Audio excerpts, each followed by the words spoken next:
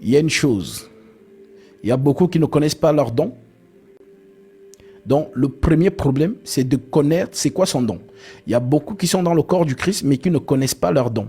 Et comme je l'ai toujours dit, on parle du corps de Christ. Un corps, naturellement parlant, comme le Seigneur disait, la nature elle-même ne vous enseigne-t-elle pas? Lorsque tu regardes ton propre corps à toi, tous les membres de ton corps ont une fonction, n'est-ce pas? Alors, la main fait quoi? Ce que la main fait, c'est ce qu'on appelle le don. Le pied fait quoi? Ce que le pied fait, c'est ce qu'on appelle le don. Le genou fait quoi? Ce que le genou fait, c'est ce qu'on appelle le don. Donc, tous les membres de ton corps sont fonctionnels. Chacun a son don, a son travail. Donc, le pied ne peut pas envier le coude. Le coude ne peut pas envier la cuisse. La cuisse ne peut pas envier l'orteil. Ça n'a pas de sens. Donc, les membres du corps ne s'envient pas entre elles. Non. Tu ne peux pas envier que pourquoi je suis le genou, j'aurais aimé être le pied. Pourquoi je suis le pied, j'aurais aimé être la main. Si vous êtes dans cet état d'esprit, vous n'allez pas porter du fruit, puisque vous travaillez là où vous n'êtes pas placé. Tu ne porteras pas de fruit et tu ne vas pas briller. Tu ne brilleras pas. Parce que tu n'exerces pas au bon endroit. Alors, le premier discernement, c'est de discerner son don. C'est ça d'abord, la grâce de Dieu. Te faire voir ton don. Tu ne tâtonnes pas. Tu sais que c'est ça. Voici mon don. Alors je travaille ici. Et si tu travailles là où Dieu t'a placé, à ce moment-là, ton don va briller. Ton don va briller. Voilà pourquoi la multitude des fonctions du corps sont bénéficiaires pour tout le corps. Ce que la main fait bénéficie au pied. Ce que le pied fait bénéficie la main. Donc, voilà pourquoi on parle des membres du corps de Christ. Alors, quand le corps de Christ est assemblé, qu'est-ce qui se passe? Nous lisons. Pour que vous sachiez, qu'est-ce qu'on appelle le don. Et si vous n'avez pas encore, vous avez aucun membre du corps de Christ n'est handicapé. Ça n'existe pas. Aucun membre du corps de Christ n'est handicapé. Tous les membres du corps de Christ sont fonctionnels. Voilà. Donc, et si tu es don, seulement si tu es vraiment membre du corps de Christ, tu as un don, ma sœur. Tu as un don, mon frère. Alors que le Saint-Esprit te le révèle. Je prends ici 1 Corinthiens chapitre 14, verset 26. Voici ce que dit la communion des saints lorsque le corps est assemblé. Ceux qui pensent que l'Esprit Saint, je ne sais pas, c'est une baguette magique. En fait, vous n'avez pas encore la vraie connaissance. On vous a mal enseigné. L'Esprit Saint, c'est un corps. Les membres du corps de Christ sont constitués de cet esprit. Donc, si nous sommes le même esprit, voici ce que l'esprit l'a dit. Et si vous êtes dans une assemblée où ceci n'est pas mis en pratique, c'est que vous n'êtes même pas dans l'assemblée des saints, vous n'êtes même pas l'église.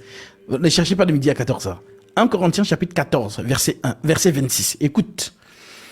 Que faire donc, frères, lorsque vous vous assemblez? Première chose. On te parle ici de l'assemblée. On ne te parle pas ici que non, j'ai mon Dieu avec moi dans ma chambre. J'ai le Saint-Esprit qui m'enseigne dans ma chambre. Je n'ai pas besoin d'église. Vous qui raisonnez comme ça, là, vous n'êtes même pas d'abord membre du corps de Christ. Tout brebis du Seigneur égaré qui se trouve seul dans un endroit, ne t'inquiète pas, Jésus viendra te chercher et t'amènera là où tu dois être. C'est lui qui ajoute les âmes qui sont sauvées dans l'église. Je ne parle pas dans les églises, je parle dans l'église. Une seule église. Je bâtirai mon église. Donc, peu importe où tu es, peut-être tu as été malmené, tu as été justement dans des choses, vraiment des fausses églises, ainsi de suite. Alors tu as dit que, il y a trop de marmaille ici, je sors, je reste chez moi. Tu es resté chez toi maintenant, tu es là, tu erres, voilà, tu ne sais pas quoi faire. Alors ne t'inquiète pas, un jour le Saint-Esprit te guidera vers Philippe. Ne t'inquiète pas, le Saint-Esprit te guidera vers Pierre.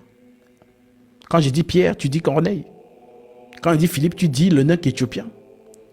Pierre ne connaissait pas Corneille. Corneille ne connaissait pas Pierre. Qui les a réunis? Le Saint-Esprit. Pierre, l'ouvrier du Christ. Corneille, la brebis du Seigneur. Son heure est arrivée d'être sauvé et d'intégrer l'église. Alors l'Esprit dit à Corneille, va appeler Pierre. Il te dira les paroles qui vont te sauver. Et l'Esprit convainc Pierre, Pierre vient. Pierre prêche, le Saint-Esprit descend. Et Corneille reçoit l'eau du baptême. Voilà comment ça fonctionne. Voilà. Donc, voici ce qui se passe. Que faire donc, frères, lorsque vous vous assemblez? Parce que là où on s'assemble, c'est un corps qui se forme. Et le corps qui se forme sur un fondement, les pieds. Nous sommes posés sur le roc. Le roc, c'est l'enseignement apostolique.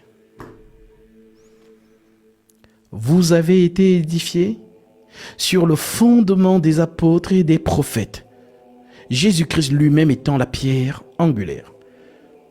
Parfaite illustration. Le chandelier. Voici un chandelier. Voici les apôtres et les prophètes. Est-ce que tu vois bien? Il faut que je t'illustre ça, comme ça tu comprends c'est quoi l'église. Voilà, comme ça tu vas sortir des fausses églises de Christo Business là. Tu vas sortir de là.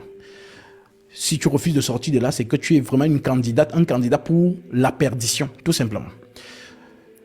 Vous avez été édifiés sur le fondement. Le fondement, c'est lequel? Le voici. Voici le fondement, le socle. Vous avez été édifiés sur le fondement des apôtres et des prophètes. Jésus-Christ étant lui-même la pierre angulaire. Donc, qu'est-ce qu'on appelle donc fondement? Le fondement, c'est l'enseignement des apôtres, ce qu'ils vous ont enseigné. Voilà pourquoi il pouvait dire, notamment le Seigneur dans Jean chapitre 17, versets 19 à 20, « Je me sanctifie moi-même pour eux, les 12, afin qu'eux aussi soient sanctifiés par la vérité. Et ce n'est pas pour eux que je prie seulement, mais encore pour tous ceux qui croiront en moi par leur parole. » Jésus vous confie les apôtres. Maintenant, les apôtres, à leur tour, dans 2 Thessaloniciens 2,15, l'apôtre Paul notamment dit, dans 2 Thessaloniciens 2,15, « Ainsi donc, frères, demeurez fermes et retenez les instructions que vous avez reçues, soit par notre parole, soit par notre lettre. » Donc, les lettres apostoliques, c'est ça là qu'on appelle le fondement. En d'autres termes, tout ce qu'ils ont prêché a été prêché par le Saint-Esprit. Donc, voilà donc pourquoi. L'église donc, que faire donc, frères, lorsque vous vous assemblez, les uns ou les autres parmi vous ont-ils un cantique? Donc, dans l'assemblée, est-ce qu'il y a ceux qui ont des cantiques? Il n'y a pas des chantres. Genre, non, ça, c'est le groupe des chantres. Ça n'existe pas dans l'assemblée. L'assemblée, c'est un corps qui a une seule pensée, un langage, un esprit. Donc, s'il y a des cantiques, on chante tous. Virgule. Que faire donc, frères, lorsque vous vous assemblez? Les uns ou les autres parmi vous ont-ils un cantique? On chante. Libéré, libéré, je te reçois, je te reçois,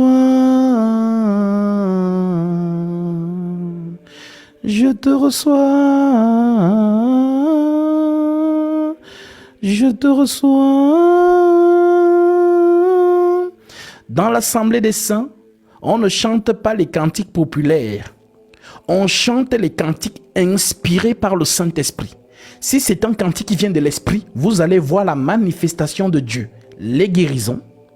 Vous allez voir des phénomènes surnaturels se manifester. Car Dieu siège au milieu des louanges.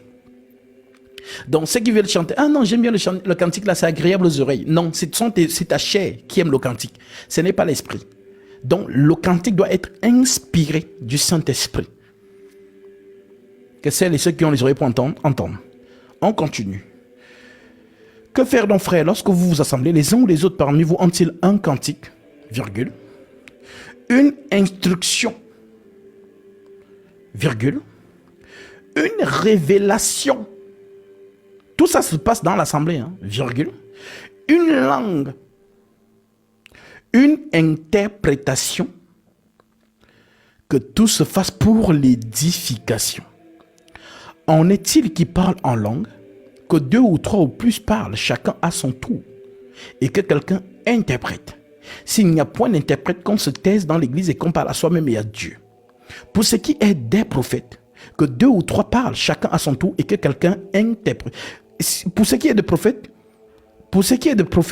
que 2 ou 3 parlent, et que les autres jugent. Voilà, tout ce que je vous lis là, c'est ce qui se passe pendant un culte. Vous, on vous a dit quoi? Le culte, c'est quoi? Ah, le culte. Ah, voilà. Ah, Dieu, Jésus vous aime. Alléluia. Amen. Non. C'est la réunion des saints. C'est la réunion des saints. Et si c'est la réunion des saints, il faut que celui qui... Jean a vu quelqu'un marcher au milieu des 7 chandeliers d'or. Quelqu'un marche dans l'église. L'Esprit Saint, l'ange de lumière, c'est lui qui est au milieu. On ne le voit pas. Il est dissimulé dans des corps. C'est lui qui préside l'assemblée des justes. C'est lui qui donne les messages. C'est lui qui console, exhorte, fortifie. C'est qui est avec nous dans la réunion des saints de samedi. Lorsqu'on s'est mis à prier tous ensemble, l'Esprit m'a saisi et j'ai commencé à parler en esprit. Et l'interprétation qui est venue par la suite, je suis au milieu de vous. Et pendant ce temps, d'autres qui ont le don de vision voient un cheval blanc au milieu. Ce sont les choses qui se passent dans l'assemblée des saints. Car le roi des rois est au milieu du peuple. Il marche au milieu de son église. Il fortifie. Vous savez qu'il y a des saints qui veulent seulement voir le maître. Ça veut dire qu'elle, si elle voit Jésus en apparition, c'est fini pour elle. Pour elle, rien ne pourra plus l'ébranler. Elle a vu. Il y a ceux qui n'ont jamais vu. Mais quand elle entend que la sœur a vu et qu'elle donne maintenant ce qu'elle a vu, c'est ça qu'on appelle l'édification. C'est pour le bénéfice de l'église. Car les âmes qui entendent sont émerveillées. Wow. C'est vrai. Oh Seigneur, merci. Le Seigneur était là. Oui. Ça fortifie. Ça fortifie. Ça fortifie ta foi. Tu ne deviens plus un chrétien comment on dit? Christo business. Voilà, tu n'es plus le chrétien Christo business qu'on a formaté dimanche à la messe. C'était bien. Oui, tu as payé la dîme. Voilà, et tout machin. Tu rentres chez toi. Non, tu n'es plus ce genre. Tu es dans le culte des saints. Le culte des saints. L'église, c'est-à-dire l'église qui a été inaugurée à Jérusalem. Je vais vous montrer un exemple de ce qui se passait dans ces assemblées-là. Voilà, je vous montre un exemple. Je pense que c'est dans Acte 4. Acte 4, je pense à partir du verset 15. L'Écriture dit...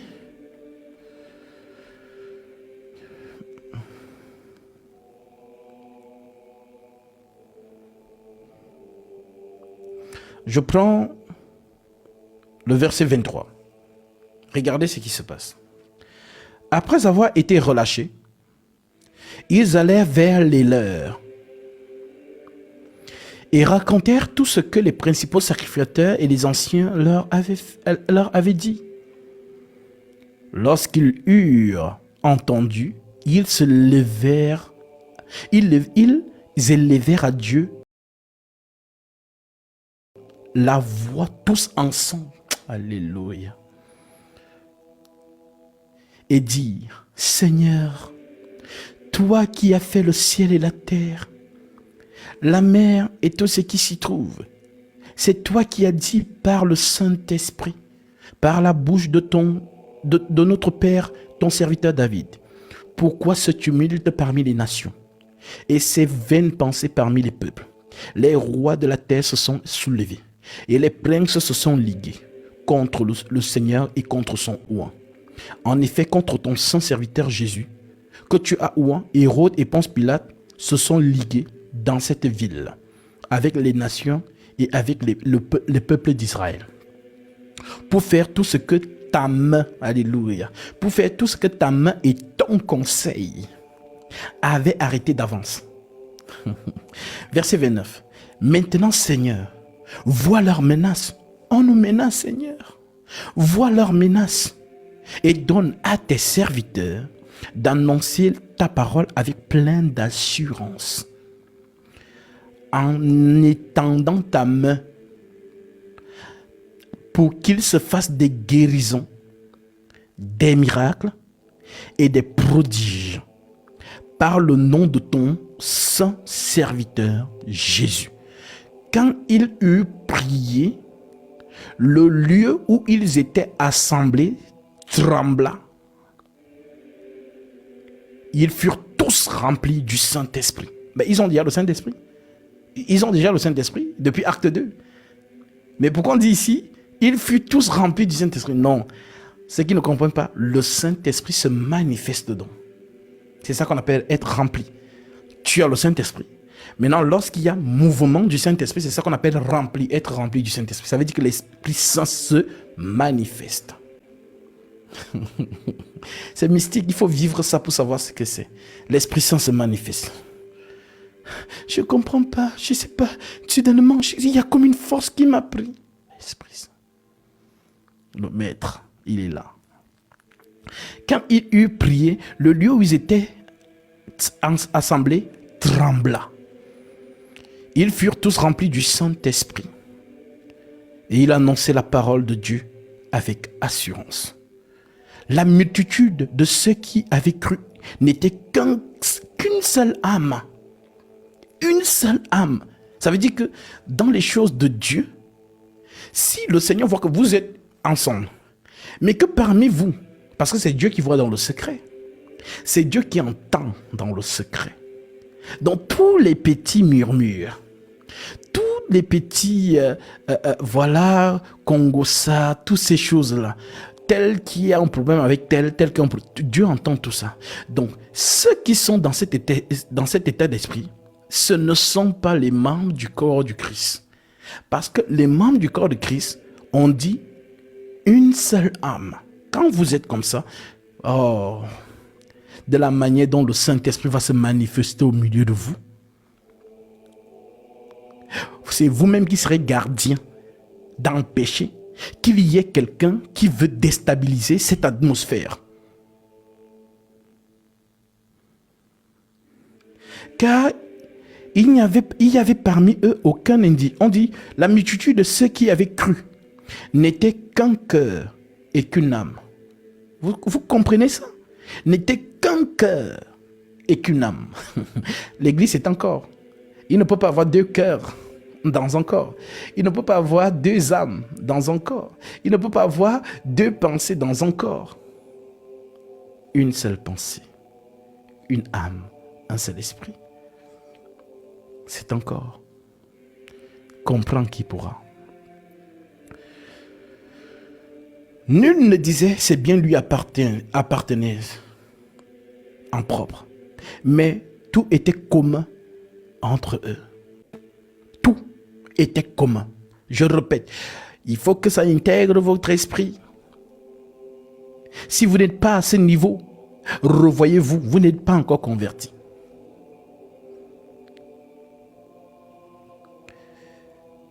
Nul ne disait, ça veut dire dans le corps du Christ, nul ne disait que ces biens lui appartiennent. Genre non, ça c'est pour moi. Non. Si dans le corps du Christ, tu as une voiture, cette voiture appartient à toute l'église. Si dans le corps du Christ, tu as une maison, cette maison appartient à toute l'église. Si vous êtes mort en vous-même, revoyez-vous au nom de Jésus-Christ. Revoyez-vous.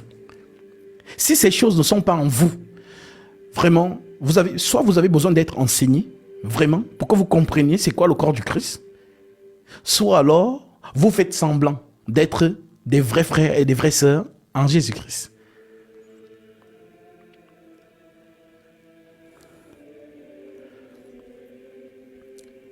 Mais tout était commun entre eux.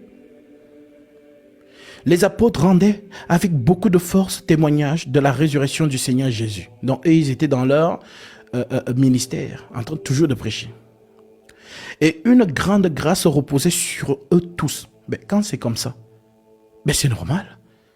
Verset 34. Car il n'y avait parmi eux aucun indigent. tous ceux qui possédaient des champs et des maisons les vendaient, apportaient le prix, et de ce qu'ils avaient vendu, apportaient le prix de ce qu'ils avaient vendu et le déposaient aux pieds des apôtres. Et l'on faisait des distributions à chacun selon qu'il en avait besoin. L'église. Vous faites ça aujourd'hui?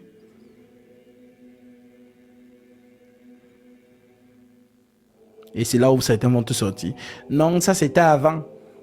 Ça c'était avant. C'est ça l'église, le corps.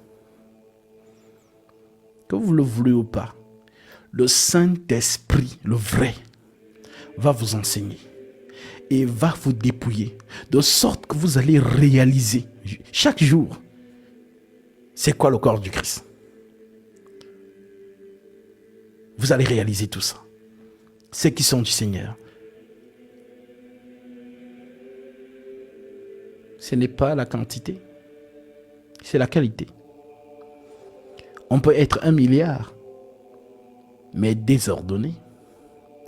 Mais on peut être 10, mais ordonné. Car Dieu n'est pas un Dieu de désordre, mais un Dieu de paix, l'harmonie.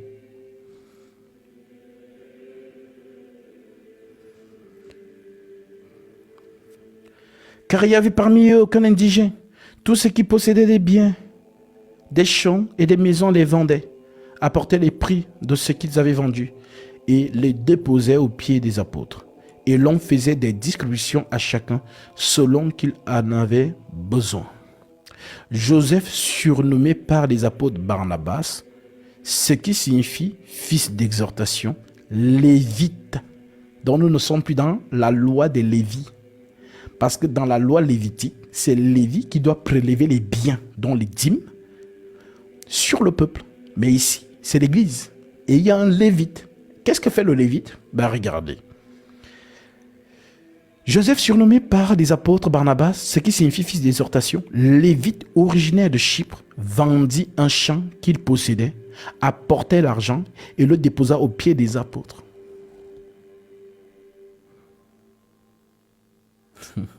Les voleurs qui vous disent qui vous disent de payer la dîme là. Vous voyez, ce sont des voleurs. Apportez la dîme. Non, ce sont des voleurs. Dans l'église de Jésus-Christ, on ne paye pas la dîme. C'est une pratique liée à la maison du trésor et au sacerdoce lévitique. Dans la vraie église de Jésus, voici le fonctionnement. Voilà pourquoi on voit un lévite vendre ses biens, venir déposer au pied des apôtres pour qu'on distribue à toute l'église. Que celles et ceux qui ont les oreilles pour entendent. Alors, mon frère, ma soeur, je voulais te montrer ce chapitre pour te montrer la puissance et la force de l'harmonie de l'église. Et lorsque cette église élève la voix d'un seul cœur, priez afin que le Seigneur éloigne le méchant de l'assemblée des justes.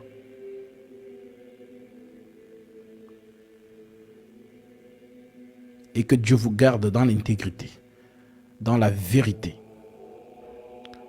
et dans la fidélité. Que celles et ceux qui ont les oreilles pour entendre. Donc, le don que tu as, tu dois le travailler. Comment on travaille un don? La prière. Tu es conscient à présent de ton don, tu sais le don que tu as, alors on nourrit ce don par la prière. Si c'est le don de prophétie, le don de vision, alors comme Daniel, regarde la vie de Daniel, regarde la vie d'Ézéchiel, la prière et le jeûne. Parce que c'est dans ces lieux-là que Dieu, le Dieu des esprits te parle. C'est ton don. Et lorsque tu reçois donc le ainsi dit l'Éternel, je te promets, tu parles avec assurance. Parce que ce n'est pas des inventions, ce n'est pas des films que tu as fait dans la tête ou des voix que tu t'es créé toi-même. Non, c'est mystique.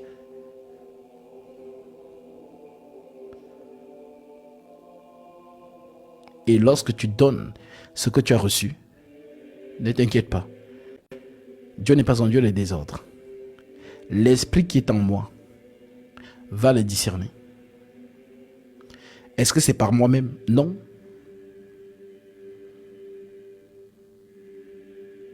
Donc, n'ayez pas peur. Parce que certaines ou certaines personnes se disent, ah, je sais pas. Hein. Dès qu'on lui dit non, c'est pas inspiré. Bah, je ne donne plus. Bah, ça veut dire que c'est toi-même qui les donnais. C'est toi-même. Ça sort comme ça sort. C'est à l'église de discerner. Voilà pourquoi on dit, si celui qui a une révélation, que les autres jugent. Ce n'est pas parce que Satan a parlé à travers de Pierre. Satan a parlé. Est-ce qu'il n'a plus été disciple de Jésus? Jésus a discerné. Arrière de moi, Satan. Car tes pensées ne sont pas les pensées de Dieu, mais celles des hommes. Donc, l'ennemi peut aussi parler par toi. Mais il faut donc que, à la lumière des Saintes Écritures, on discerne.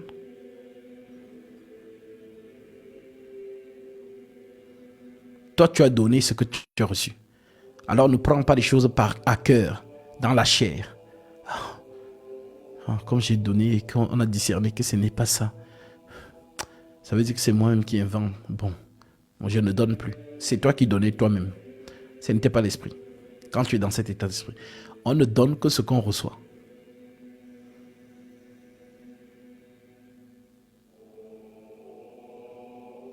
Que celles et ceux qui ont les oreilles pour entendre, entendent. Donc, priez pour que le Seigneur vous révèle vos dons. Pour ceux qui ne sont pas encore conscients de leurs dons. Prie, ma soeur, prie mon frère, pour que le Seigneur te révèle ton don.